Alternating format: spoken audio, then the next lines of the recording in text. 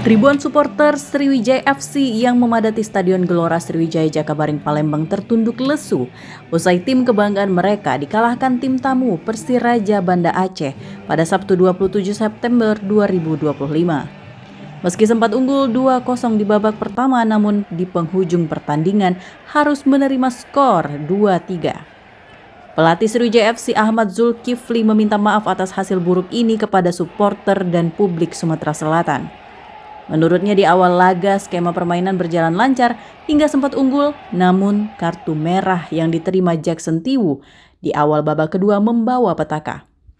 Kekurangan pemain membuat SFC bertahan sementara Persiraja semakin percaya diri dan berhasil membalikkan keadaan.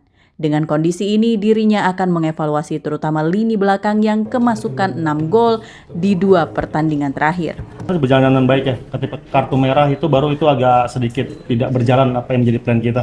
Dan yang awalnya kita mau mempertahankan plan, mempertahankan keunggulan, malah kita semakin ditekan. Jadi intinya memang ketika kita kurang pemain, mereka makin percaya diri, kami makin tertekan untuk mengamankan posisi, dan rupanya mereka masih bisa berbalik. Ya intinya sih di awal anak-anak berjalan dengan baik ya, tapi setelah kita kurang pemain itu menjadi motivasi buat tambahan buat mereka, dan akhirnya mereka bisa mencuri 3 poin di kandang kita. Kita masih ada waktu berapa untuk next game? Next game kayaknya tanggal 4 kita harus away ke PSMS.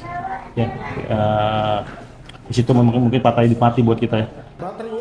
Sementara itu pelatih Persiraja Banda Aceh Ahyar Ilyas mensyukuri hasil ini sebagai buah kesabaran dan keberhasilan anak asuhnya menjalankan instruksi permainan.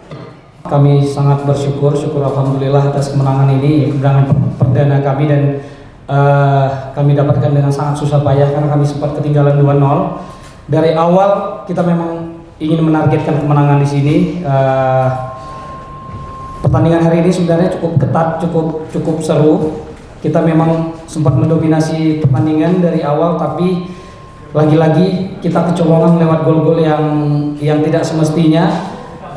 Di babak kedua kita melakukan evaluasi di locker room, dan alhamdulillah semua pemain menjalankan instruksi dengan cukup baik, dan kita bisa comeback dan bisa mencetak 3 gol di babak kedua.